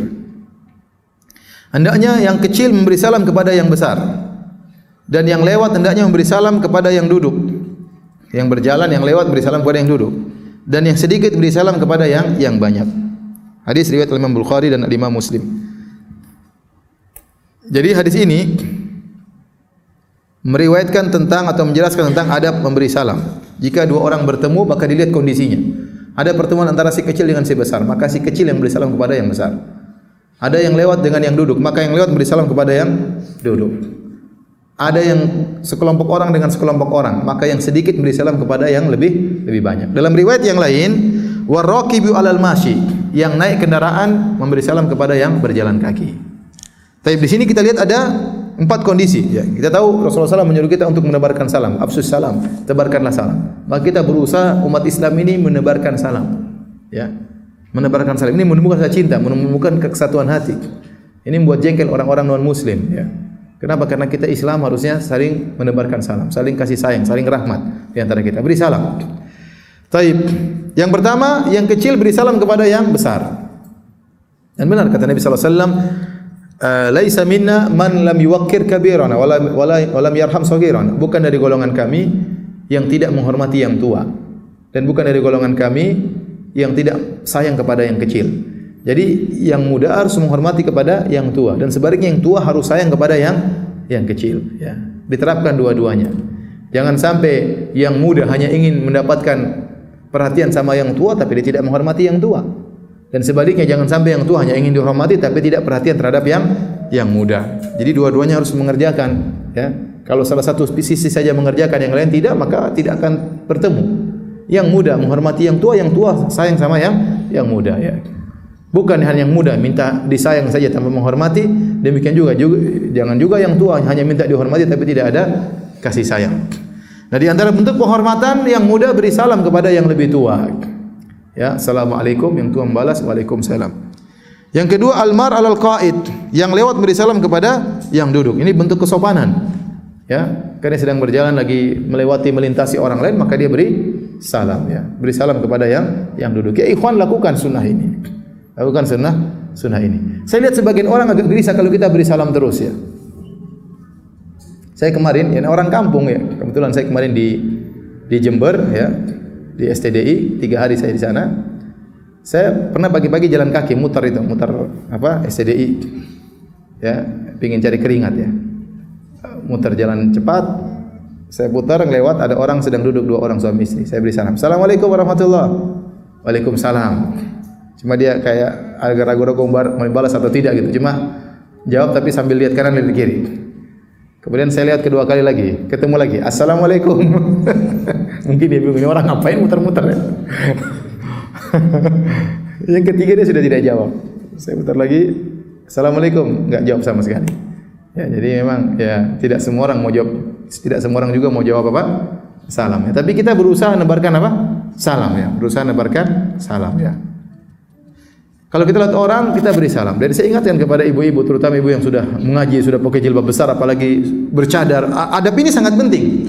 Ya, adab ini sangat penting. Kalau kita lihat ibu-ibu lagi duduk-duduk, ngobrol-ngobrol, meskipun ibu yang ngobrol-ngobrol tersebut tidak pakai jilbab, meskipun ibu ngobrol-ngobrol tersebut lagi ngerumpi, biarin aja. Kita lewat beri salam. Assalamualaikum Bu, misi Bu, permisi Bu. Ya. Itu kesopanan. Coba kalau kita pakai jilbab besar lewat-lewat saja. Mungkin kalau di kota mungkin enggak terlalu, tapi kalau di kampung-kampung itu sangat penting. Kita naik mobil lewat orang kampung, buka kaca, assalamualaikum. Jangan cat-cat kemudian kelihatan sekali kita kalau digitukan, kita juga bilang orang ini sombong, ya. Udah jilbabnya besar, akhlaknya enggak beres. Jenggotnya panjang, sangar, ya. Jadi tunjukkan bahwasanya kita berakhlak mulia. Beri salam aja enggak jadi masalah. Dia mau jawab enggak jawab, kita melaksanakan sunnah Nabi, tebarkan apa? Salam. Terutama kalau bawa mobil-mobil besar itu, ya. Ada suasana di mana kalau kita punya mobil mewah, yang punya mobil kecil itu tersinggung, ada. Ya. Jadi langsung tiba-tiba setan bilang mentang-mentang, padahal kita terkadang lupa, bukan karena mentang-mentang, ya. Makanya supaya menghilangkan seperti itu, kalau kita lewat, kita beri salam. Buka kaca, assalamualaikum, minimal permisi Bu, ya. Permisi Pak, ya, karena kita lewat. Apalagi, ya. Naik kendaraan, waraqibu alal masyi, jalan kaki saja suruh beri salam, apalagi naik kendaraan. Ya, kenapa kata para ulama orang naik kendaraan itu posisinya lebih tinggi, ya, posisinya lebih tinggi. Makanya kita disunahkan kalau naik yang tinggi kita bertakbir Allahu Akbar, Allahu Akbar. Karena kalau kita merasa tinggi itu kadang-kadang berpengaruh di hati, ya. Berpengaruh di hati, ya. Makanya apalagi mobilnya sudah tinggi kemudian mewah, ini terkadang ada kesombongan masuk dalam diri kita tanpa kita sadari, ya. Maka kalau kita naik mobil, melewati orang berjalan, kita beri salam, assalamualaikum, ya. Menunjukkan kita ramah dan kita hormat sama orang tersebut, dan untuk menghilangkan kesombongan kita. Kemudian di antaranya wal qalil alal katsir, yang sedikit beri salam kepada yang banyak. Kalau lagi berjalan, pertemuan 3 orang ketemu 5 orang, maka 3 orang yang beri salam. Assalamualaikum kepada yang 5 orang. Karena yang 5 orang lebih banyak jumlahnya, maka yang sedikit menghormati yang banyak. Ingat para hadirin dan hadirat yang dirahmati oleh Allah Subhanahu wa taala, ini sunnah. Sunnahnya saya ulangi, yang muda beri salam kepada yang tua, yang sedikit beri salam kepada yang banyak. Yang naik kendaraan beri salam kepada yang jalan, yang lewat beri salam kepada yang duduk. Tetapi seandainya dilakukan sebaliknya tidak jadi masalah. Contohnya yang tua beri salam kepada yang muda karena dia tawadhu, mungkin yang muda lupa dia beri salam di luar, enggak jadi masalah. Seperti Nabi SAW, anna Rasulullah SAW marra ala ghilmanin fasallama alaihim. Rasulullah SAW melewati anak-anak kecil, Rasulullah SAW beri salam lebih dahulu. Rasulullah beri salam untuk mengajarkan tentang salam, menebarkan salam. Bahkan Rasulullah SAW beri salam terlebih dahulu kepada anak-anak. Ya, jadi tidak jadi masalah. Taib. Pertanyaan: kalau bertemu 2 orang sebaya, umurnya sama, mana yang lebih dahulu beri salam? Apa harus keluar KTP dulu? Mana yang lebih tua? Enggak, kita enggak sempat lihat KTP. Pokoknya kira-kira lah, semuanya apa? Kira-kira. Rambutnya lebih putih. Ya, belum tentu dia lebih tua. Bisa jadi dia memang wajahnya wajah tua ya. Bisa jadi ya. Padahal umurnya masih muda, bisa jadi ya. Tapi kita menilai dengan perkiraan. Kalau menurut kita dia lebih tua, maka kita lebih dahulu beri salam. Seandainya umurnya sebaya, taruhlah lahir pada hari yang sama misalnya. Maka siapa lebih dahulu memberi salam? Jawabannya yang terbaik yang lebih dahulu memberi salam. Siapa yang duluan mulai itu yang terbaik. Wa khairuhuma alladhi yabda'u bis salam. Yang terbaik adalah yang lebih dahulu memberi apa? Salam. Ya. Karena dia menjalankan sunnah Nabi menyebarkan salam. Ya. Jadi kalau kita ketemu orang tidak usah tunggu orang beri salam sama kita, kita beri salam lebih dahulu. Kemudian pertanyaan berikutnya,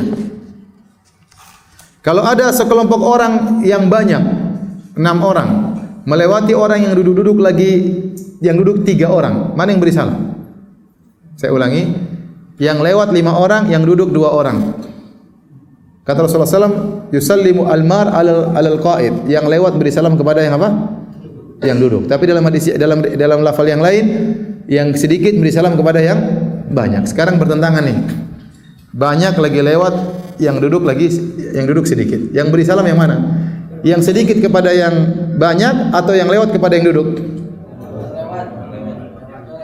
Yang lewat kepada yang duduk ya. Dan itu yang benar. Meskipun yang duduk jumlahnya apa? Sedikit. Karena orang yang lewat seperti orang yang masuk rumah. Orang masuk rumah ketuk pintu ya. Assalamualaikum, karena dia numpang lewat. Seperti dia numpang lewat. Seperti orang yang masuk rumah, kata para ulama ya. Tidak peduli yang mau bertamu banyak orang, penghuni rumah sedikit orang, ya, enggak jadi masalah. Yang penting yang mau masuk rumah yang beri salam. Saya ulangi lagi juga masalah ini, masalah telepon. Saya ingatkan masalah telepon.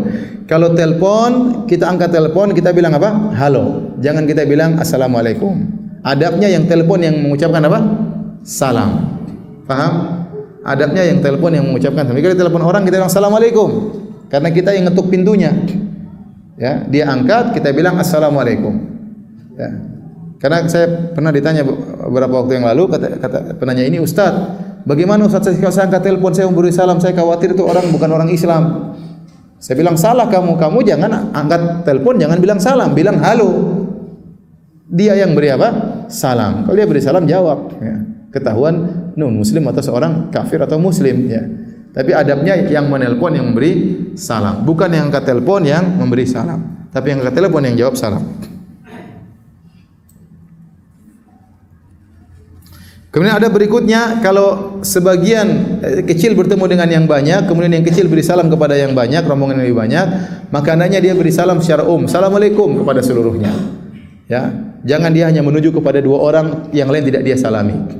Ini justru menyakitkan hati. Misalnya ada kita 1 orang bertemu dengan sekelompok orang, 10 orang, kemudian kita Assalamualaikum, ya semuanya disalami.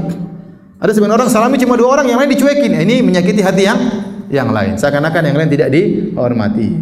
Jadi meskipun yang beri salam sedikit, dia beri salam kepada seluruhnya. Kalau bisa dia beri salam seluruhnya. Kalau dia jabat tangan seluruhnya. Kalau dia angkat tangan kepada seluruhnya. Bukan dia hanya mengkhususkan sebagian orang untuk dia salami, sebagainya tidak. Karena ini justru menyakiti hati yang tidak disalami. Baik, hadirin hadirat yang dirahmati Allah Subhanahu wa taala, sampai di sini saja ya kajian kita. Kalau ada yang bertanya saya persilahkan. Wallahu taala alam bisawab.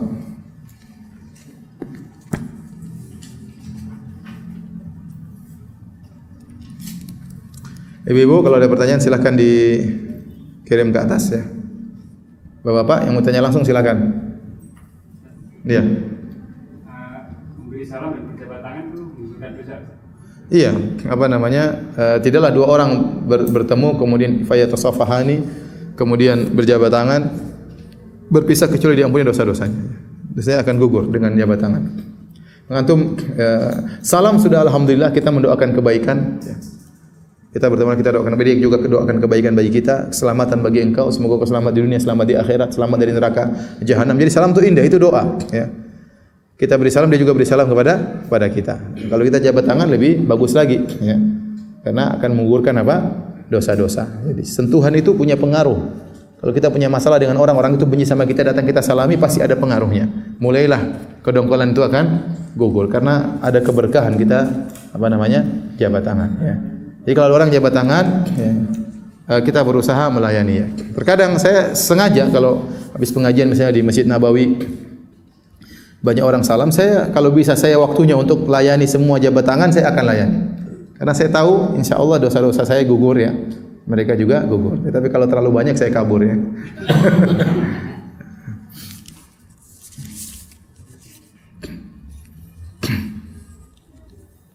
Bagaimana menjalankan kewajiban suami istri bila suami istri itu karena suatu keadaan harus berjauhan selama 3 sampai 5 bulan. Ini penderitaan, kasihan ya. Suami istri harus berpisah 3 bulan sampai 5 bulan. Dan penderitaan ini sering saya alami dulu ya. Karena dulu belajar di Madinah 9 bulan pisah dengan istri. Nanti ketemu istri lagi 3 bulan. Kemudian belajar lagi 9 bulan. Ketemu istri lagi 3 bulan liburan. Berpisah lagi 9 bulan. Pulang lagi ketemu istri 3 bulan, tahu-tahu sudah punya anak. Anak lahir kita nggak tahu, nggak ada yang nemani, itu jauh ya. Apalagi dahulu belum ada alat komunikasi yang mudah ya. Ya saya masih ingat dulu di Madinah tidak ada yang punya telepon. Yang punya telepon cuma 2 orang yang punya handphone. Kenapa? Kalau orang punya handphone itu mahasiswa harus punya uang untuk dia taruh di bank ya. Entah berapa ribu real. Kita nggak punya uang sejumlah segitu. Ya. Jadi yang setahu saya waktu itu mahasiswa ratusan orang itu yang punya handphone cuma 2 orang. Sementara istri saya sudah punya handphone di Indonesia. Ya. Tapi saya nggak punya. Bagaimana lagi? Jadi susah untuk komunikasi. Jadi kalau istri kirim SMS harus lewat teman tersebut. Suatu hari istri saya kirim SMS lewat teman tadi. Maka saya diberi kabar sama ada teman kasih tahu Firanda ada SMS dari istrinya. Wah, maka saya benar-benar bergembira hari tersebut menantikan kedatangan SMS tersebut. Lalu sekarang WhatsApp tinggal cek. Dulu susah. Akhirnya saya tunggu teman saya itu nggak datang. Sekarang jadi ustadz, masya Allah terkenal juga ya. Teman saya itu nggak datang, saya tungguin sampai malam dia nggak datang. Dia rupanya ada urusan, datang sudah sangat malam. Masya Allah, begitu lihat dia saya gembira. Akhirnya dia lihatkan HP-nya. Firanda ada SMS dari istri, masya Allah. Begitu saya buka error, XXS. Mungkin nggak sinkron ya. Jadi memang tidak enak berpisah dari istri ya. Tidak enak ya, apalagi di zaman sekarang ya. Apalagi di zaman sekarang. Kalau zaman dahulu kontak kurang, justru kerinduan tidak menggebu-gebu. Ya, kenapa? Sudah kita nggak tahu kabar istri kita, nggak tahu istri kita nggak tahu kabar kita, ya susah kalau mau kirim juga lama sampainya. Tapi justru kalau berpisah dan sering ada kontak ini semakin rindu ya. Karena apa? WA jalan terus, video call jalan terus ya. Tapi demikianlah ini kemudahan, ada positif dan negatifnya. Jadi kalau ternyata suami istri harus berpisah 3 bulan 5 bulan, maka bagaimana menjalankan kewajiban? Harus sering kontak. Ya. Istri harus sering kontak suami karena di sana banyak godaan ya. Ya, godaan di sana ya. Istri pun ada godaan, suami juga harus perhatian sama istri. Apalagi suami di luar negeri, maka harus sering kontak istri. Sehari sekali kontak istri, kontak anak-anak ya. Lagi sekarang sarana komunikasi murah sehingga memberi ketentraman kepada istri. Karena istri tahu kita tidak bisa mendekatinya karena ada halangan syar'i. Maka jarak yang jauh tadi tidak menghalangi kita untuk tetap komunikasi dengan istri, dengan anak-anak terutama, dan ini menjaga keimanan kita masing-masing antara suami dan istri. Bagaimana hukumnya tidak senyum, memberi salam kepada lawan jenis karena khawatir pasangannya cemburu? Iya, kalau gitu enggak usah senyum. Senyum sama istrinya saja, jangan senyum sama suami orang ya. Kalau tahu suami kita pencemburu, maka tidak perlu kita senyum sama laki-laki ya. Karena menjaga hak suami lebih utama ya, menjaga hak suami lebih utama ya. Apalagi kalau senyum sama lawan jenis ada rawan sesuatu, maka tidak perlu ya. Kalau ternyata tidak timbul fitnah maka enggak jadi masalah, tapi khawatir timbul fitnah, apalagi kita tahu suami kita tipenya enggak suka kalau kita senyum-senyum sama lelaki yang lainnya. Sudah enggak usah senyum-senyum, enggak usah dilihat sekalian ya. Agar suami tidak cemburu. Adab-adab apa saja yang diajarkan untuk anak di bawah usia 5 tahun? Adab-adab ya, tangan kanan harus tangan kanan ya. Kalau dia makan tangan kiri kita tegur ya. Enggak boleh kalau dia terlalu loncat-loncat kita tegur, jangan loncat-loncat. Adab-adab apa saja ya. Ya, kalau dia jadi anak-anak ditegur tapi tidak dengan kekerasan. Tapi ditegur ya. Anak kalau minum kita suruh bilang alhamdulillah ya, bismillah. Kalau selesai makan kita ajarin doa ya. Adab-adab yang sederhana yang berkaitan dengan keagamaan sehingga dia terbiasa dengan sesuatu yang bernilai keagamaan ya. Insyaallah dengan sedikit adab-adab tersebut dia terbiasa untuk diajari dengan adab-adab yang lain.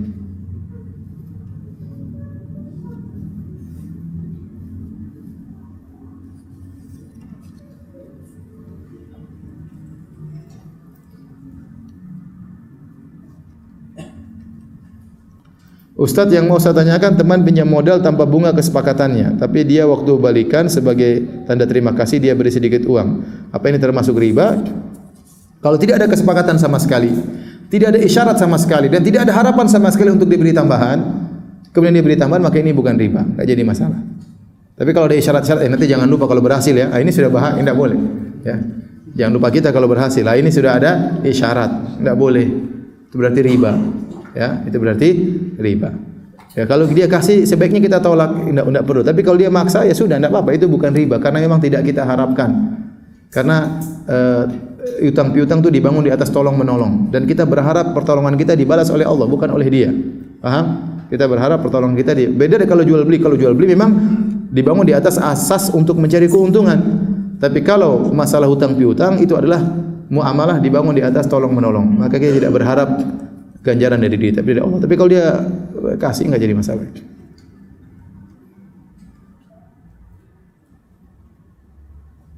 Apa hukumnya kalau seorang laki-laki atau perempuan yang ingin menikah, tapi salah satu dari mereka sejak awal ta'aruf bilang tidak mau memiliki keturunan dengan alasan takut tidak bisa jadi orang tua yang baik? Ini alasan ngawur seperti ini. Ya sudah, enggak usah jadi manusia, khawatir jadi manusia yang buruk. Enggak mau menghadapi ujian ya. Anak-anak itu kebahagiaan. Bagaimana tidak ingin punya anak-anak? Apa enak hidup enggak punya anak? Ya, enggak takut khawatir anak saya durhaka. Ya jangan seperti itu. Ya latih diujar yang rawat dengan baik, didik dengan baik. Kalau jadi anak durhaka ya sudah, itu urusan Allah Subhanahu wa taala. Yang penting Anda sudah berusaha. Kalau gitu enggak usah nikah, nanti saya takut jadi suami yang buruk. Enggak usah nikah sekalian. Ini alasan yang enggak beres. Nasihati orang tersebut. Nasihati sang suami atau sang istri. Ini alasan yang tidak benar. Ya, menikah tapi tidak ingin punya anak, khawatir tidak bisa didik anak ya. Sama aja kalau kita enggak usah nikah, khawatir menjadi istri yang buruk, khawatir menjadi suami yang buruk. Bagaimana bila kita dalam majelis ta'lim dan kita mau ke toilet lalu kita pakai sendal orang lain tanpa izin? Tidak boleh. Itu menggunakan hak milik orang lain tanpa izin. Pakai sendal sendiri. Ustaz, sendal saya kulit nanti basah ya. Pakai sendal orang juga emang basah dia suka. Dia juga enggak suka sendalnya basah-basah ya. Ini sering di masjid seperti ini, enggak boleh ya. Sering sendal saya dipakai orang basah-basah ya. Mau diapain ya? Ya. Dia tidak mau sendalnya basah, dia mau membasahkan sendal orang lain ya. Minta izin ya. Minta izin. Kalau enggak pakai sendal sendiri.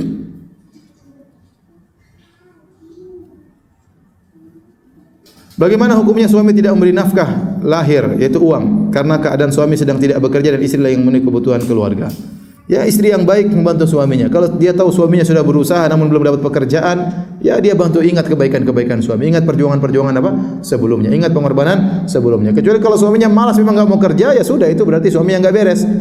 Tapi kalau sesekali dia memang enggak punya pekerjaan, dia sudah berusaha belum diterima lamaran kerjaannya, sementara istri masih punya penghasilan, maka terus support suami untuk melamar kerja, untuk berdoa kepada Allah agar diberi kelapangannya. Ada kondisi-kondisi suami tidak punya uang, dan ini banyak seperti ini. Ada kondisi suami sudah bekerja tidak cukup sehingga istrinya harus bekerja. Saya kalau di Arab Saudi saya bilang enggak boleh istri bekerja, tapi di Indonesia tidak semuanya seperti itu. Daripada kemudian mereka minta-minta, dililit utang dan macam-macamnya, terpaksa istri juga bekerja. Semoga Allah mengampuni dan semoga Allah beri pahala karena dia sudah berusaha membantu suaminya. Tapi maksud saya, kalau suami tidak mampu maka dinasihati untuk terus berusaha cari pekerjaan dan istri terus mensupport. Suami saya suka bilang bahwa perangai saya jadi tambah tidak sabaran setelah sering taklim. Ini bagaimana? Ini taklimnya yang enggak beres atau dianya yang enggak beres ini? Jadi orang kalau taklim harus niatnya tulus untuk diamalkan, bukan untuk wawasan. Kalau hanya sekedar untuk wawasan itu tidak akan merubah seorang. Tapi dia harus taklim supaya niatnya untuk merubah dirinya. Para sahabat dahulu kalau bertanya kepada Nabi untuk diamalkan, Nabi tidak pernah mengatakan kau begini. Oh gitu, enggak ada sahabat begitu. Ya, bukan sekedar wawasan, tapi memang niatnya untuk apa? Diamalkan. Jadi kita ngaji sini, saya juga untuk mereka diri saya dan memperingatkan antum sekalian supaya antum mengamalkan apa yang saya sampaikan dan saya juga mengamalkan apa yang saya sampaikan.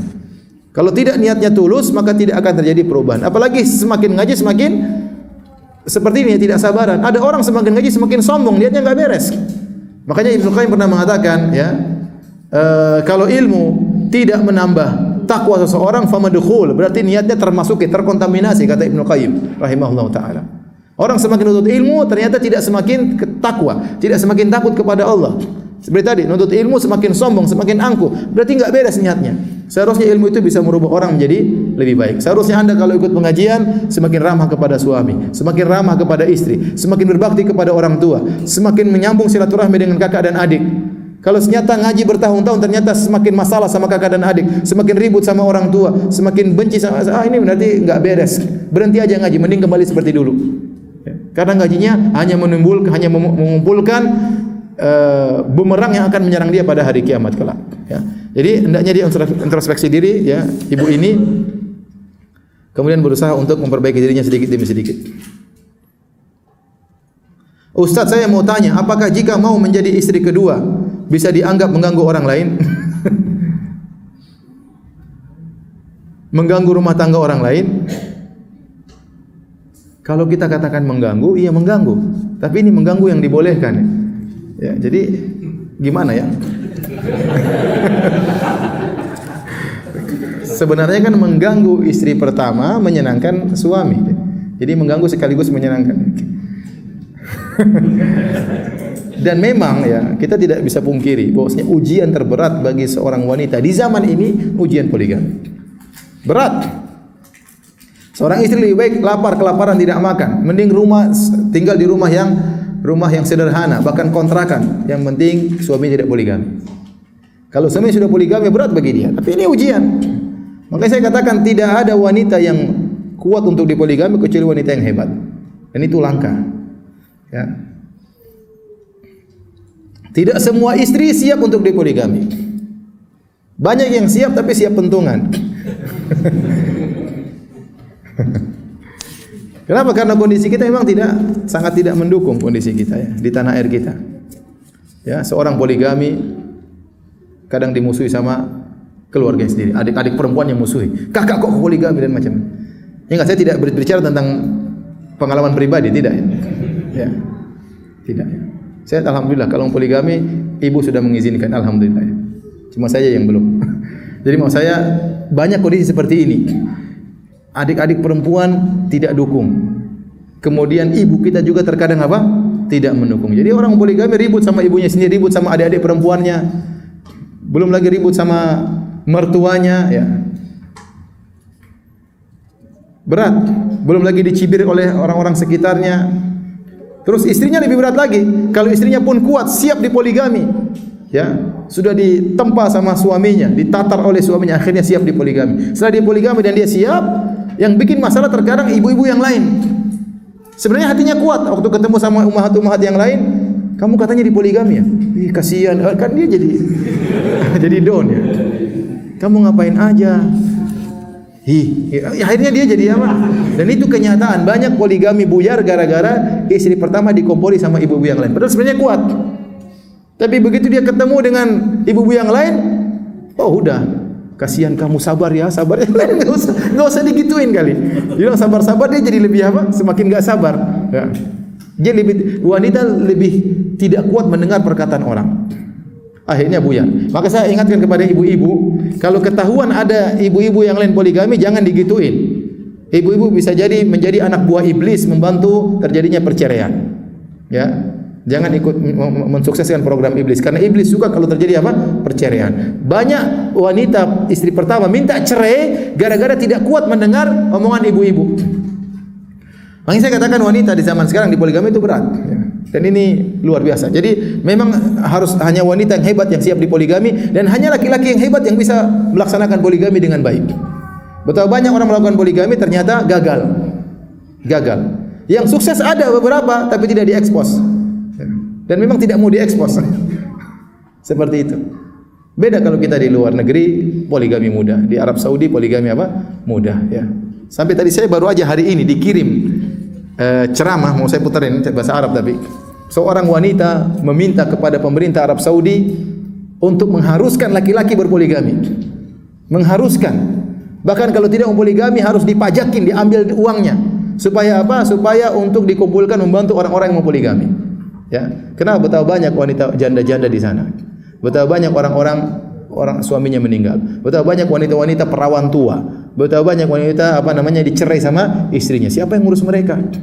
Kalau nggak ada laki-laki hebat yang mau mengurusi mereka. Jadi terkumpul janda-janda suaminya meninggal, janda-janda dicerai, wanita-wanita perawan tua. Apalagi wanita jumlahnya lebih banyak daripada laki-laki. Sampai seperti itu di Arab Saudi, ya. Sehingga kalau poligami di sana sebenarnya mudah karena kondisi mendukung. Ya, sampai saya cerita ada seorang syekh ingin poligami, maka dia diskusi sama anak-anaknya. Kata anak-anaknya, "Abi, jangan yang itu, yang begini aja ya." Jadi gimana menurut kalian kalau istri saya begini? Sampai diskusi sama anak-anaknya. Di sini mustahil begitu.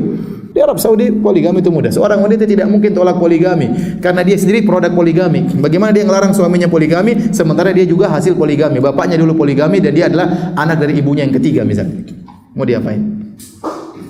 Lebih mudah lagi kalau poligami di Afrika, ya. Kalau di sana orang tidak poligami dituduh kamu punya penyakit inilah, penyakit kok tidak poligami. Nah, di Afrika gampang.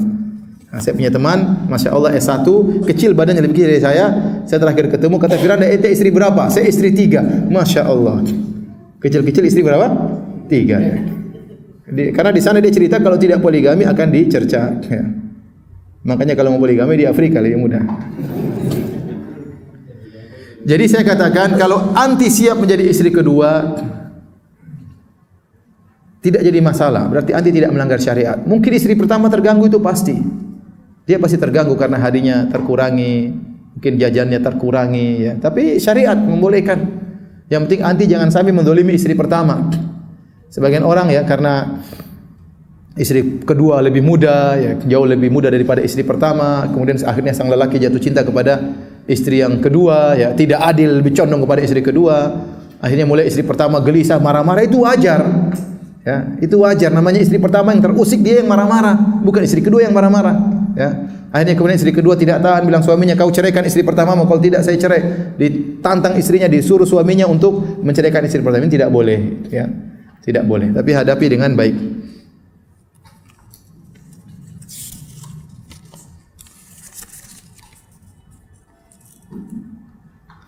Saya akhwat berjalan dan di jalan itu ada pemuda-pemuda yang sedang duduk. Apakah perlu saya beri salam? Jangan.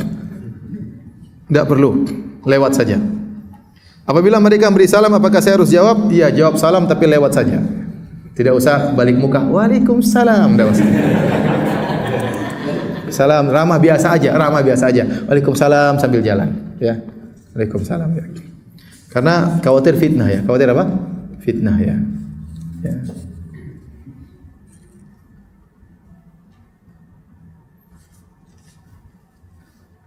Ustadz yang mengucapkan salam teman kita yang beragama lain, apa kita harus jawab? Kalau dia ucapkan salam lebih dahulu kita jawab. Lafaz salam apa yang paling afdal? Insyaallah kita jelaskan pada pertemuan berikutnya ya.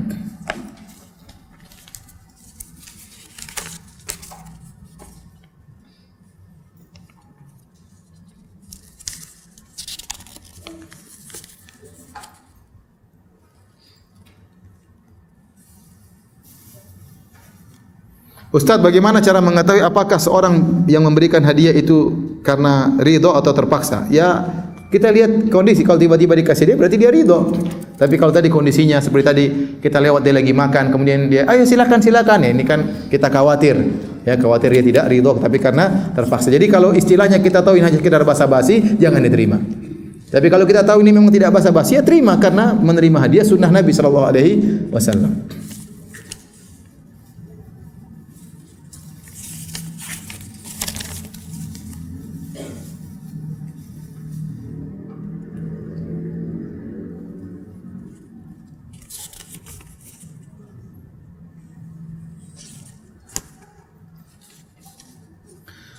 Bagaimana cara memaafkan orang yang sudah menyakiti dan bagaimana cara melupakan perbuatannya? Adapun melupakan perbuatannya itu bukan perkara yang mudah. Tapi kalau memaafkan bisa. Memaafkan tidak harus melupakan. Melupakan itu tahapan yang lebih tinggi lagi ya.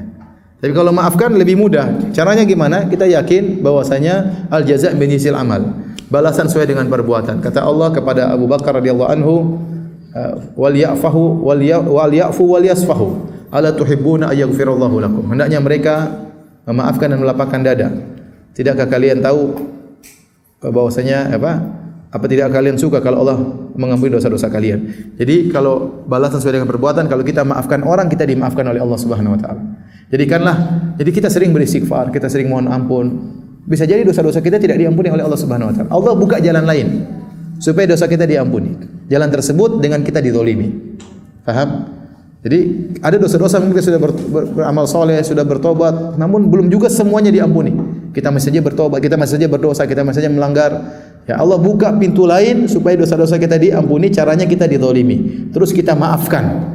Kalau kita maafkan maka kita akan diampuni dosa-dosa kita oleh Allah Subhanahu wa taala. Saya rasa ini adalah cara yang terbaik untuk memudahkan kita bisa maafkan orang lain. Karena itu tatkala kita dizalimi kita tahu ini sarana bagi kita untuk diampuni oleh Allah Subhanahu wa taala. Demikian kita lanjutkan lagi pada kesempatan yang lain. Insyaallah kita tutup kafaratul majlis. Subhanakallah bihamdik asyhadu an la ilaha illa anta astaghfiruka wa atubu ilaik. Assalamualaikum warahmatullahi wabarakatuh.